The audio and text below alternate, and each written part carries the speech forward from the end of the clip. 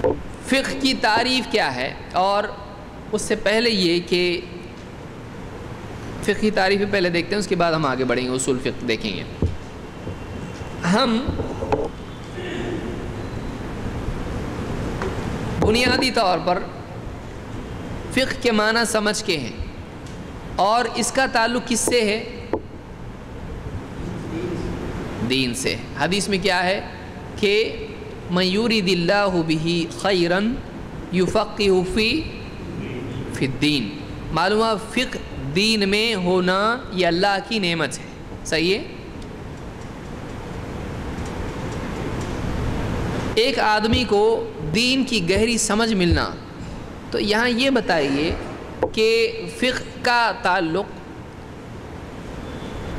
مسئلے مسائل سے ہوتا ہے یا عقیدے سے ہوتا ہے؟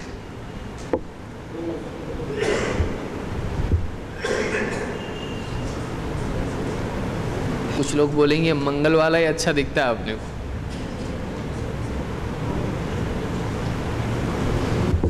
سوچنے میں خرچہ نہیں آتا ہے، عقیدے سے آتا ہے یا مسئلے مسائل سے آتا ہے یا دونوں سے آتا ہے یا اور بھی کچھ ہے؟ دونوں سے ہوتا ہے۔ کیوں؟ عقیدے میں بھی مسئلے ہے اور مسئلے میں بھی عقیدہ ہے۔ عقیدے میں مسئلے، صحیح بات ہے۔ آپ اقبال کیلانی کی کتاب دیکھیں یا علماء کی دوسری کتابیں دیکھیں، اس میں مسئلہ اور بعض اوقات عقیدے کا بھی مسئلہ۔ مسئلہ کا مطلب کیا ہے؟ سوال۔ تو سوال آپ کس بارے میں پوچھتے؟ خالی فقہ کے پوچھتے ہیں کہ حلال حرام؟ عقیدے کا بھی تو پوچھتے نا، تو مسئلہ اس کو کہا جا سکتا ہے۔ لیکن جو ہمارے یہاں پر جو دو تقسیم ہوئی ہے، ایک عقائد اور ایک اعمال، جیسے نماز، روزہ، حج، زکوٰۃ اور تجارت کے اصول، نکاح، طلاق، اور اس کے علاوہ لین دین، جائیداد، یہ سارے عقائد کے مسائل ہیں کیا؟ یہ عقائد ہے نا کہ نہیں ہے؟ پہلے تو بولو یہ عقائد ہے کہ نہیں ہے؟ کیا یہ عقائد ہیں؟ عقائد نہیں ہے۔ یہ عقائد اعتقادی مسائل نہیں ہیں، یہ عملی مسائل ہیں، ان میں عمل کرنا پڑتا ہے۔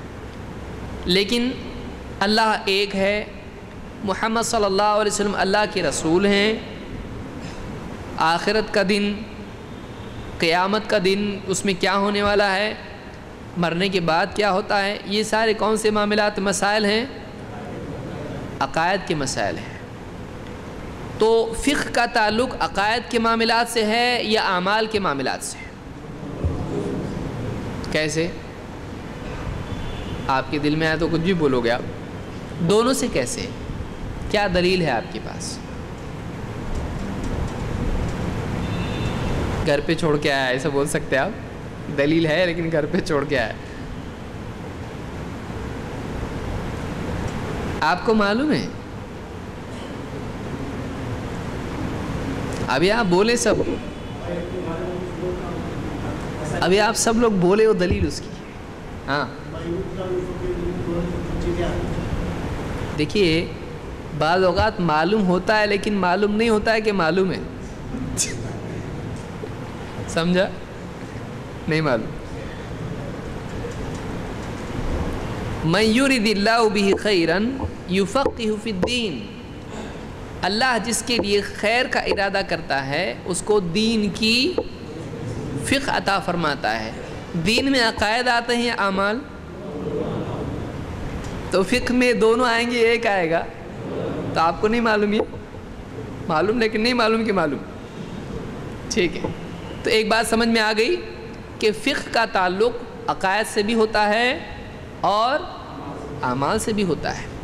لیکن بعد کے دور میں ایسا ہو گیا کہ اسی لیے بعض علماء نے کیا کہا ہے کہ واقعی فقہ کا لفظ استعمال کرنا جو لائق ہے وہ عقیدہ کے لیے ہے، اس لیے کہ اصل سمجھ یہی ہے۔ اصل سمجھ دین میں کیا ہے؟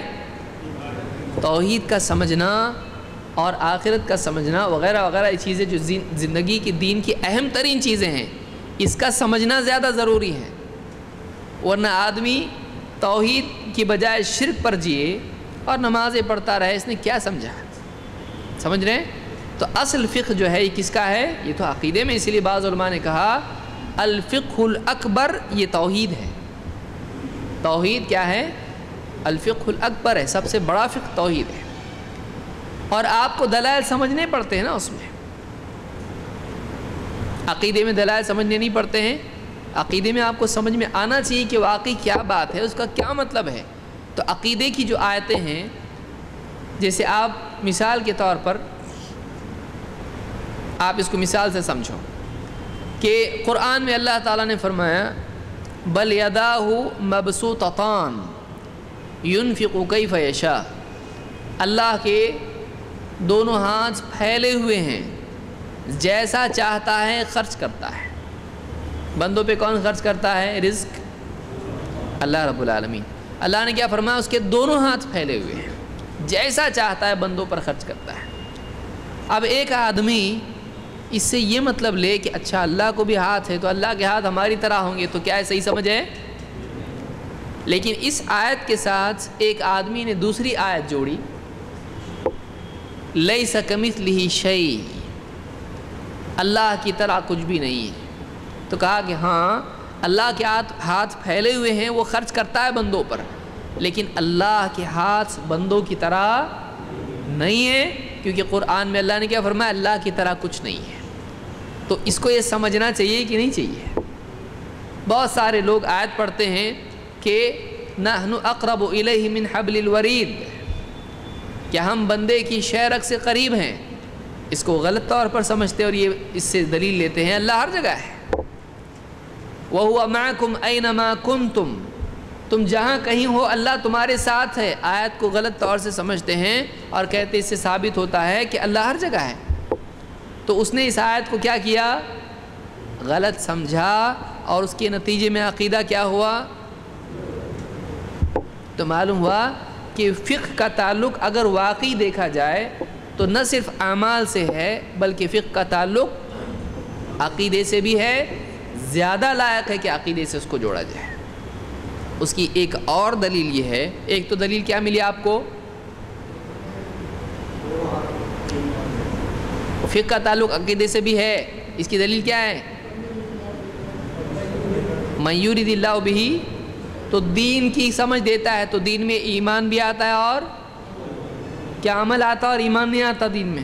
شرع لکم من الدین ما وصی بہ نوحا، اللہ نے کہا نا تم کو وہی دین دیا جو نوح کو دیا۔ تو شریعتوں کا فرق ہوا، لیکن دین ایک ہی ہے سب نبیوں کا، عقائد سب کے سیم ہیں۔ تو ایک بات یہ معلوم ہوئی کہ فقہ میں عقیدہ بھی آتا ہے، یہ حدیث سے ثابت ہوا۔ دوسری بات، یہ جو آیت لکھی تھی میں نے یہاں پر، موسیٰ علیہ السلام کو جب اللہ نے بھیجا تو انہوں نے جو دعا کی کہ وَاحْلُلْ عُقْدَةً مِّن لِّسَانِي يَفْقَهُ قَوْلِي، یہاں جو فقہ کا لفظ استعمال ہوا ہے سمجھنے کے اعتبار سے، وہ عقیدے کی بات اس میں تھی کہ نہیں تھی؟ موسیٰ علیہ السلام کیا دعوت لے کر گئے تھے؟ عمل کی، نماز ایسی پڑھو، فرعون کے پاس ایسا گئے تھے، یا توحید سمجھانے کے لیے گئے تھے؟ تو ان کی دعوت میں زیادہ اہم کیا تھی؟ اگرچہ دوسرے اعمال بھی تھے، لیکن کیا اس میں عقائد نہیں تھے؟ تو وہ پوری بات سمجھنے کی دعا انہوں نے کی تھی کہ اے اللہ مجھ کو بولنے کی توفیق دے کہ وہ میری بات کو سمجھیں۔ یعنی معلوم ہے فقہ کا تعلق نہ صرف عمل سے ہے بلکہ عقیدے سے بھی ہے۔ اتنی بنیادی بات سمجھی؟ بعد کے دور میں ایسا ہوا کہ علماء نے دو فیلڈ بتائیں کہ ایک ہے عقیدہ اور ایک ہے فقہ۔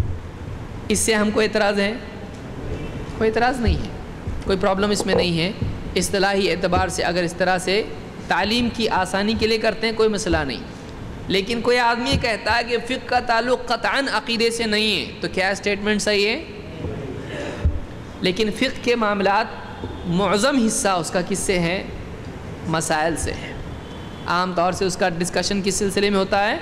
مسئلے مسائل جس کو ہم کہتے ہیں، نماز کیسا پڑھنا یا عملی مسائل سے۔ سمجھ میں آیا؟ اتنی بات سمجھ میں آ گئی سب کے؟ ٹھیک ہے۔ اس اعتبار سے بعض علماء نے بعد کے دور میں فقہ کی جب تعریف کی، ڈیفینیشن، تو انہوں نے کیا کہا؟ انہوں نے کہا کہ فقہ کیا ہے؟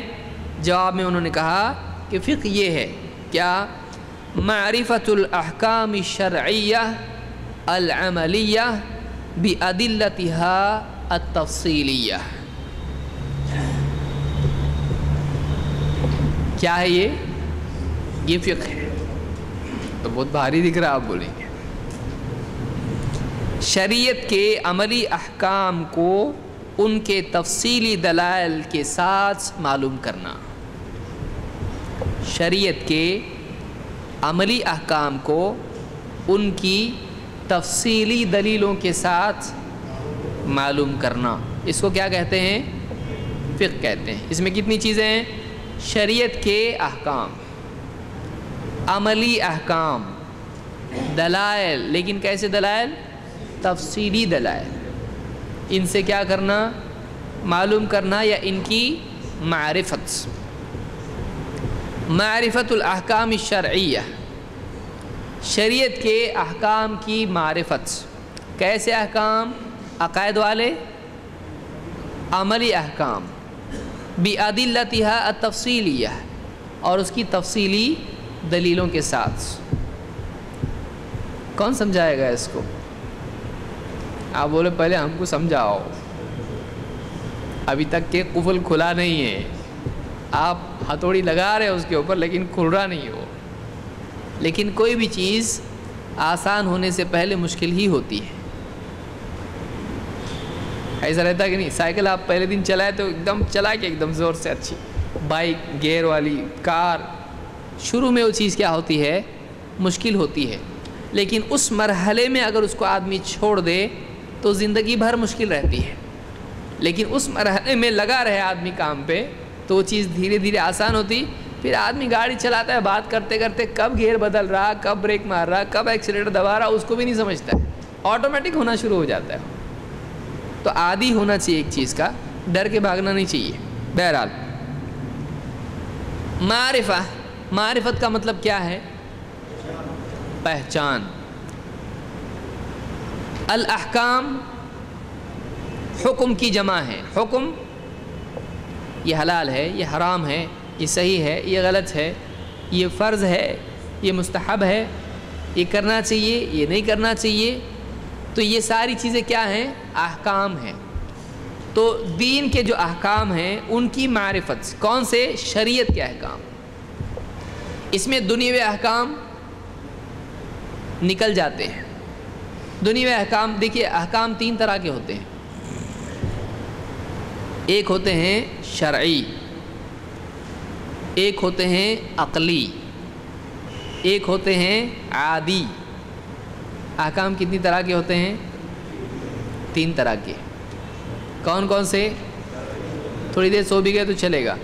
شرعی، عقلی اور عادی. کیسے؟ شرعی احکام، مثلا کوئی آپ سے پوچھے کہ جیسے اللہ نے فرمایا قرآن کریم میں وَأَحَلَّ اللَّهُ الْبَيْعَ وَحَرَّمَ الرِّبَا. اللہ تعالیٰ نے تجارت کو حلال کیا اور سود کو، ربا کو حرام کیا. یہ کون سا حکم ہے؟ شرعی حکم ہے. صحیح ہے، یہ شرعی حکم ہے. تو شریعت میں نماز 5 وقت کی کیا ہے؟ کون سا حکم ہے؟ یہ شرعی حکم ہے. تو یہ شرعی احکام ہوتے ہیں. یا اسی طرح سے آپ عقیدے کی بھی مسائل اس میں شامل کر سکتے ہیں کہ توحید کے معاملات ہیں کہ جو آدمی اللہ اور اس کے رسول کی بات کا انکار کرے جانتے بوجھتے بغیر کسی مجبوری کے، تو ایسا آدمی کیا ہوتا ہے؟ اسلام سے جانتے بوجھتے اللہ اس کے رسول کی بات کا انکار کرے، کیا ہو جائے گا؟ وہ اسلام سے خارج. یہ شرعی حکم ہے اس کے اوپر. ایسے آدمی کو مرتد کہتے ہیں. تو عقیدے کے معاملات بھی ہو سکتے ہیں اور عبادات وغیرہ کے معاملات بھی ہو سکتے ہیں. اللہ کی طرح کسی اور کو سمجھے دل میں جانتے بوجھتے، اللہ کے برابر دل میں کسی کو تسلیم کرے، اسلام سے خارج ہو جاتا ہے. تو ایسے کئی احکام ہیں جو کیا ہیں؟ کون سے احکام ہیں؟ یہ شرعی، چاہے وہ عقیدے کا ہو یا عمل کا ہو.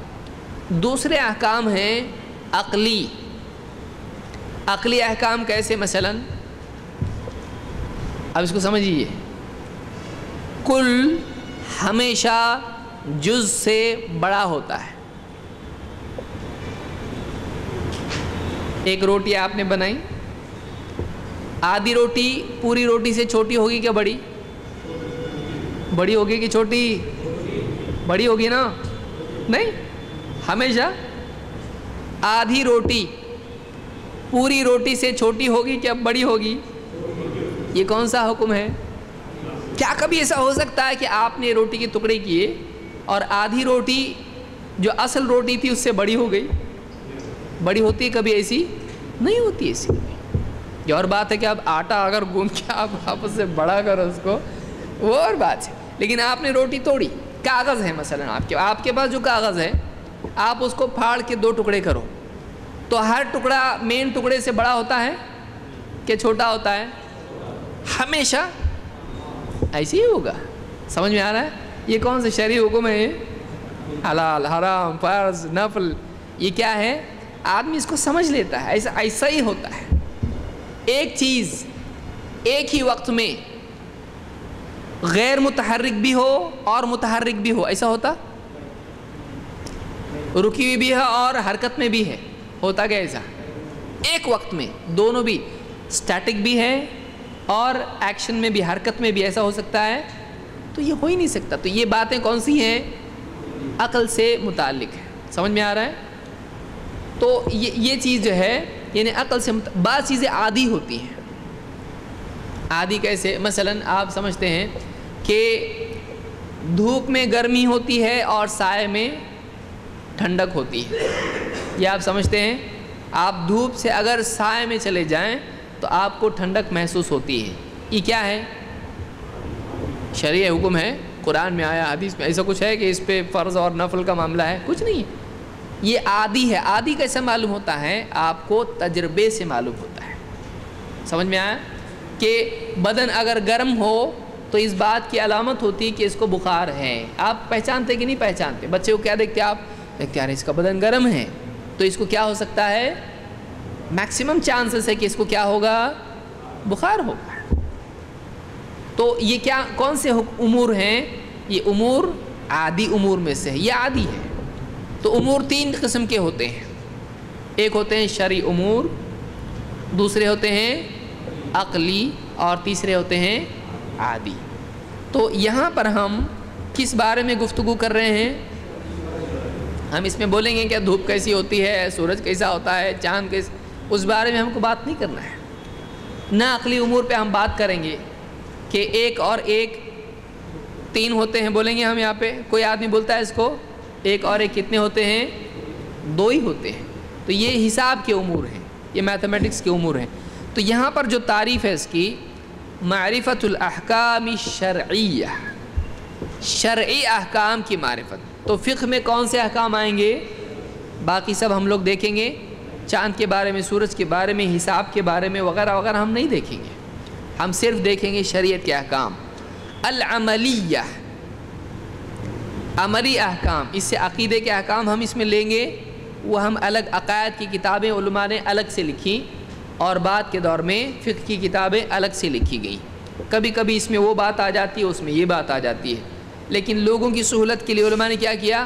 عقائد کی کتاب الگ رکھیں اور احکام کی یا مسائل کی کتابیں یا فقہ کی کتابیں الگ رکھیں. حدیث کی کتابوں میں بھی 2 طرح کی کتابیں آپ کو ملیں گی. ایک وہ کتابیں جس میں دونوں جمع ہو جاتے ہیں, اور ایک وہ کتابیں جن میں دونوں الگ ہو جاتے ہیں. مثال دے سکتے ہیں آپ؟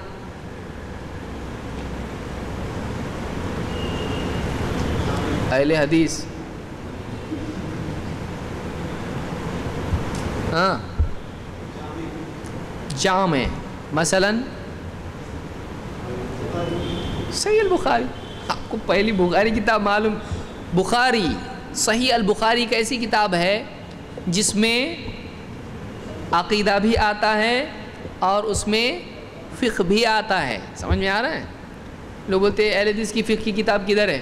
اب صحیح بخاری آپ کو دکھ رہی نہیں؟ یہ لو, اس میں امام البخاری بدء الوحی, شروع میں وحی کیسے شروع ہوئی, پھر اس کے بعد میں کتاب الایمان ہے. تو ایمان کس سلسلے میں ہے؟ یہ عقیدے کا ہے یا فقہ کا ہے؟ عقیدہ ہے. تو عقیدے سے شروع کیا ہے. اس کے بعد کتاب العلم وغیرہ جو بھی ہیں یہ ساری چیزیں، پھر اس میں وضو آئے گا، اس کے اندر یعنی غسل آئے گا، پھر نماز آئے گی، یہ ساری چیزیں اس میں آئیں گی. تو ایسی آخر میں اس کے آپ دیکھیں گے کہ احادیث الانبیاء، یا اسی طرح سے اس میں کتاب التوحید ہے آخری، تو کتاب التوحید بھی ہے بخاری میں. تو ایسی کتاب جس میں عقیدہ بھی آتا ہے اور اس میں فقہ بھی آتا ہے، اس کو جامع کہتے ہیں. ایسی کتاب ترمذی بھی ہے، ابو داؤد میں بھی ہے، اس میں کتاب السنہ ہے، اس میں عقائد بھی انہوں نے ذکر کی ہے، لیکن اتنا زیادہ نہیں. اور بعض کتابیں ہیں جیسے مثال کے طور پر سنن النسائی ہے. اس میں کیا ہے؟ سنن النسائی میں یا دوسری کتابوں میں جیسے مصنف ابن ابی شیبہ ہے، ایسی کتابیں ہیں جس میں صرف کیا ہوتے ہیں؟ موطا ہے مثال کے طور پر، اس میں صرف کیا ہوتے ہیں؟ احکام ہوتے ہیں. تو دو طرح کی کتابیں ہوتی ہیں. تو بہرحال ہم جو فقہ سے متعلق باتیں دیکھیں گے وہ اس میں صرف عملی احکام کے بارے میں ہم دیکھیں گے. تو معرفت الاحکام الشرعیہ العملیہ، آخری حصہ اس کا کیا ہے؟ بِأَدِلَّتِهَا التفصیلیہ. ادلہ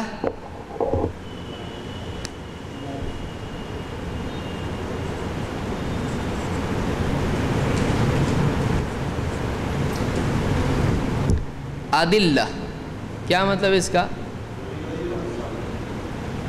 ادلہ کیا ہے؟ یہ کچھ تو رہے گا، آپ لوگ بول رہے ہیں. ادلہ کس کی جمع ہے؟ دلائل کی یا دلیل کی؟ اور دلائل کس کی جمع ہے؟ دلیل کی جمع، اس کو آپ دلائل بھی بول سکتے ہیں اور ادلہ بھی بول سکتے ہیں. ٹھیک ہے. تو دلیل کا مطلب کیا ہے؟ آپ تو کتنا ستاتے علماء کو. دلیل، تو دلیل کا مطلب کیا ہے؟ ایویڈنس. لغت میں دلیل کو دلیل کیوں بولتے ہیں؟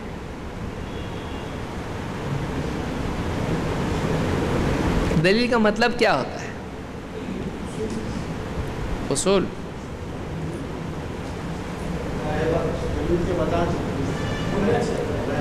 دلیل ہاں، رہبر. دلیل ہاں، راستہ دکھانا ہے، دکھانے والا، دونوں، یا تیسرا بھی کچھ تو بھی ہے. راستہ دکھانے والا. دلیل کا مطلب ہوتا ہے رہبر یا علامت. وَجَعَلْنَا الشَّمْسَ عَلَيْهِ دلیلا. تو سورج کو اللہ تعالیٰ نے دلیل بنایا ہے. تو جو چیز کسی چیز کی علامت ہو یا رہبر ہو، آپ راستے میں دیکھیے جائیں گے تو آپ کو ملے گا یہ دلیل ہے، یہ راستہ آپ کو بتائے گا. ہادی بھی اس کو کہتے ہیں، لیکن دلیل بھی اس کو کہا جاتا ہے. تو راستہ بتانے والا یا کسی چیز کے اوپر گواہ کی طرح یا اس کے لیے ایک علامت، نشانی، اس کو دیکھ کے سمجھا جائے، کوئی چیز اس سے جڑی ہوئی ہو، تو ایسی چیز کو کیا کہتے ہیں؟ دلیل. تو تفصیل کس کو کہتے ہیں؟ بعض اوقات الفاظ ہم اتنے زیادہ استعمال کرتے ہیں کہ اس کا میننگ ہی معلوم نہیں ہوتا ہے.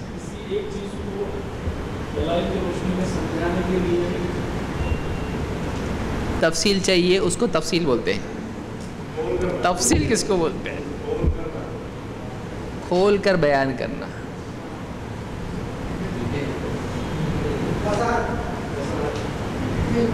کچھ لوگوں کو نہیں سمجھے گا. ہاں، وضاحت. تفصیل کا لفظ کہاں سے آیا ہے؟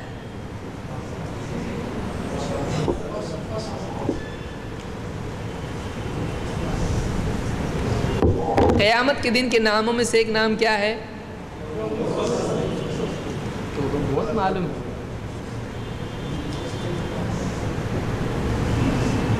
یوم الفصل. کیا کریں گے آپ وہاں جا کے؟ فصل کاٹیں گے.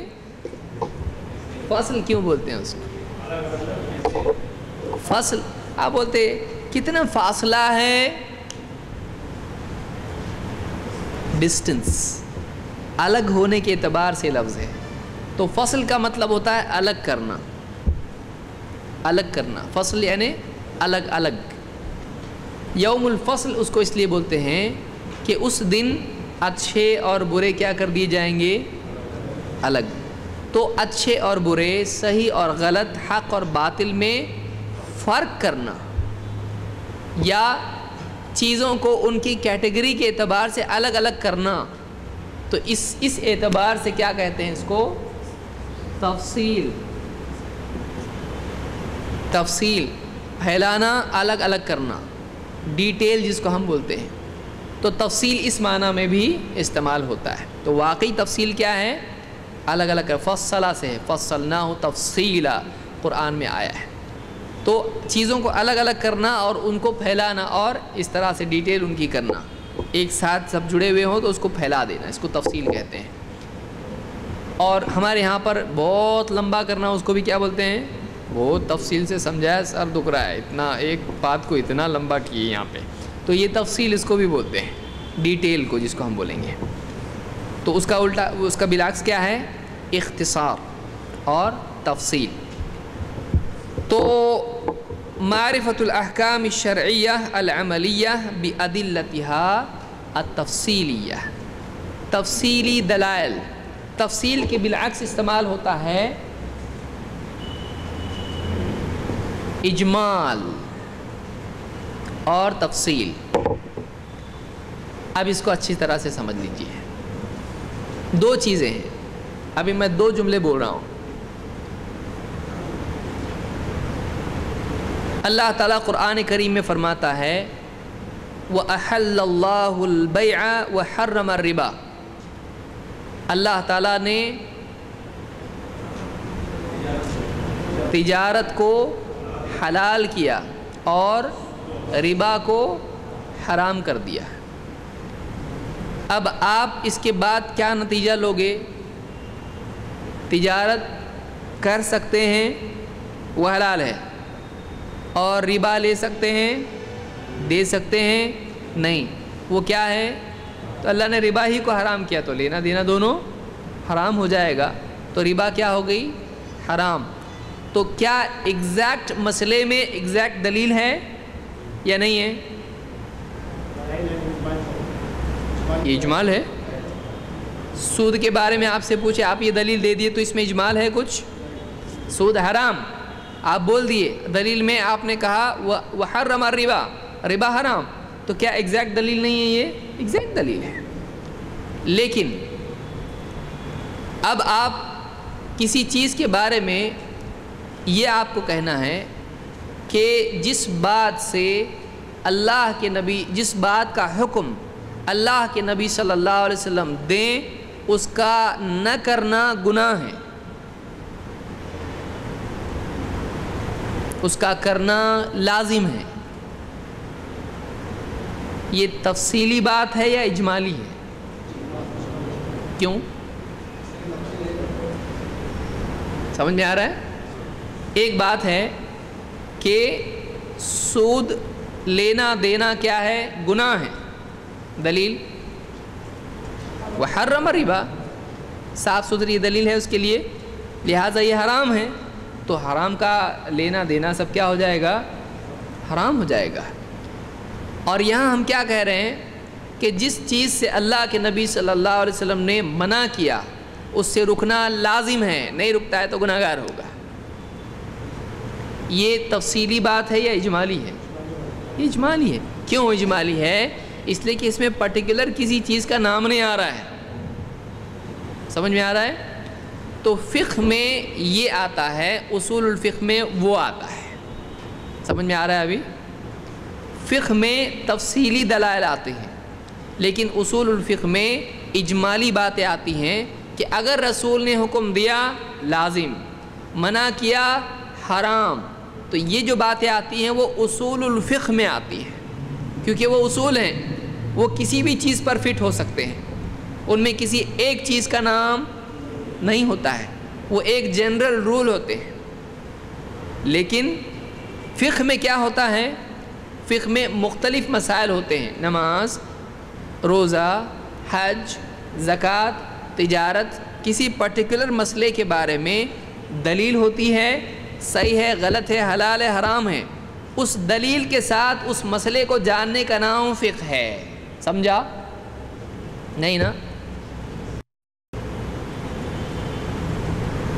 کسی بھی چیز کے بارے میں وہ جائز ہے، ناجائز ہے، صحیح ہے، غلط ہے، اس کا دین میں کیا مقام ہے، اس کی کوئی دلیل ہوتی ہے قرآن و سنت کی، اس دلیل سے وہ چیز ثابت ہو جاتی ہے، اس دلیل کے ساتھ اس بات کو جاننے کا نام فقہ ہے. سمجھا؟ جیسے میں نے ایک مثال دی، یعنی نماز فرض ہے، روزہ فرض ہے. کتب علیکم الصیام، اللہ نے کیا کہا؟ تم پر روزے لکھ دیے گئے، یعنی فرض کر دیے گئے. تو اس سے کیا ہو گئے روزے؟ تو اب یہ حج کے بارے میں دلیل لگے گی، زکوٰۃ کے بارے میں دلیل استعمال، کتب علیکم الصیام ہے، نہ جاؤ حج کو. بول سکتے آپ؟ سامنے والے کو بہت باری، اس کو دواخانے میں لے جاؤ، میں حج کو جاتا. کیونکہ تو دلیل کس چیز کی دے رہا ہے؟ روزے کی. اور ثابت کیا کر رہا ہے؟ تو یہ دلیل اس جگہ ہی فٹ ہوتی ہے، کسی ایک چیز پر فٹ ہوتی ہے، اور ایگزیکٹلی اسی چیز کے بارے میں. سمجھ میں آ رہا ہے؟ تو تفصیلی دلیل کے ساتھ میں، ایگزیکٹ دلیل کے ساتھ میں کسی بات کو جاننے کا نام فقہ ہے. اگر وہ دلیل نہ ہو، ایک آدمی کا نماز فرض ہے بس، تو کیا اس کی بات صحیح ہے؟ نہیں ہے، یعنی نماز فرض نہیں ہوئی اس کی. نماز تو فرض ہے ہی ہے، بات بھی صحیح ہے کہ نہیں ہے، لیکن کیا یہ فقہ ہے؟ اس کے پاس دلیل نہیں، اس لیے اس کو فقہ نہیں کہا جائے گا، یہ تقلید ہے. سمجھ میں آ رہا ہے؟ وہ کسی کے بولنے سے اس کو لے کے چل رہا ہے، اس کے پاس دلیل نہیں ہے.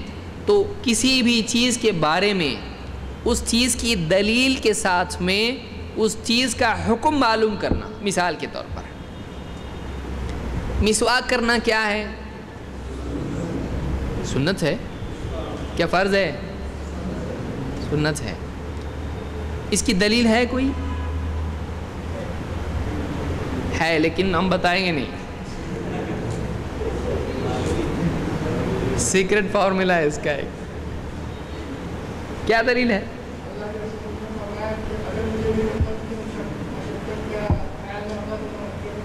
بالکل صحیح. لولا ان اشق علی امتی لامرتهم بالسواک عند کل صلاح. بخاری وغیرہ نے اس کو روایت کیا ہے. اگر مجھے اپنی امت پر مشقت کا، تنگی کا، تکلیف کا ڈر نہیں ہوتا تو میں انہیں ہر نماز کے وقت مسواک کا حکم دیتا. حکم دیتا. کیوں نہیں دیے؟ کیا تکلیف ہوگی؟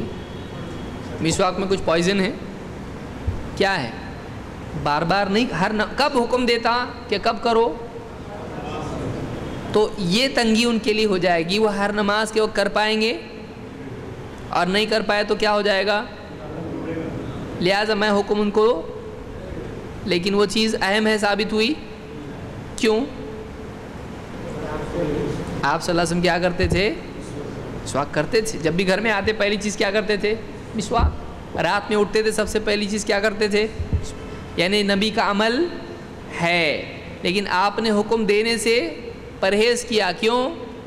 تاکہ یہ فرض نہ ہو جائے. فرض ہو گیا تو کر نہیں پائیں گے تو گناہ گار ہو جائیں گے. لہٰذا وہ فرض نہیں ہے، اور وہ کیا ہے؟ سنت ہے، کیونکہ آپ کرتے تھے. سمجھا؟ اب یہ اس سے نماز فرض ہے ثابت ہو سکتی نہیں. یہ کس بارے میں ہے؟ صرف. تو اس دلیل کے ساتھ جب ہم نے کہا مسواک کرنا سنت ہے، دلیل یہ ہے، تو اب ہم نے کیا کیا؟ مسواک کا حکم فرض ہے، سنت ہے، کیا معلوم پڑا ہم کو، اور اس کی دلیل ہے. تو دلیل کے ساتھ جب کسی چیز کا حکم، کسی چیز کے پرٹیکولر کسی چیز کے بارے میں حکم ہم کو معلوم ہو تو اس علم کو فقہ کہتے ہیں. سمجھا؟ نہیں سمجھا؟ واپس سمجھانے کے ڈر سے بول رہے آپ اللہ کے گھر میں بیٹھے ہوئے. اب پھر سمجھاتا کہ کیا ہے معلوم نہیں, پیچھا ہی چھوڑ رہا نہیں. تو گھر کو جا کے کھانا ہے اچھے سے, اور فون آیا بریانی بنی کہاں ہے. تو اجمالی اور تفصیلی کا فرق یاد رکھیں کہ کسی ایک چیز کے بارے میں ہوتا ہے. لیکن اب ہم نے یہاں پر جو دیکھا کہ رسول کا حکم ماننا ضروری ہے, تو کون سا حکم؟ کوئی بھی حکم. اب اس کی دلیل کیا ہے؟ اب اللہ نے فرمایا فَلْيَحْذَرِ الَّذِينَ يُخَالِفُونَ عَنْ أَمْرِهِ أَن تُصِيبَهُمْ فِتْنَةٌ أَوْ يُصِيبَهُمْ عَذَابٌ أَلِيمٌ. جو لوگ اس رسول کے حکم کی مخالفت کرتے ہیں وہ اس بات سے ڈریں کہیں ان پر فتنہ نہ آ جائے, کہیں یہ فتنے میں مبتلا نہ ہو جائیں, کہیں ان پر عذاب نہ آ جائے. تو اس سے کیا معلوم ہوا؟ رسول کا حکم ماننا لازم ہے. نہیں مانے تو کیا ہوگا؟ رسول کے حکم کی مخالفت کیے تو عذاب آئے گا. کون سا حکم؟ کوئی حکم اس میں آیا ہے؟ تو اس سے ایک اصول معلوم ہوا کہ جس چیز کا رسول حکم دے دے وہ لازم ہو جاتا ہے. یہ اجمالی ہے, سمجھا؟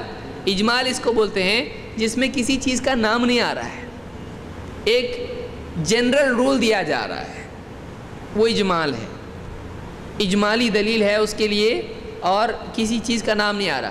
لیکن یہاں ہم نے مسواک کے بارے میں, نماز کے بارے میں, یا روزے کے بارے میں, یا ربا کے بارے میں, یا تجارت کے بارے میں دیکھا.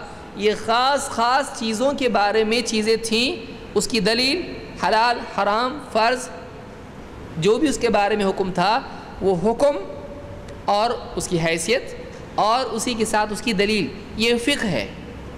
لیکن رسول حکم دے تو کرنا پڑتا ہے, نہیں کیے تو گنہگار, اور رسول منع کرے تو رکنا پڑتا ہے, نہیں رکے تو گنہگار. یہ کیا ہے؟ یہ اجمال ہے.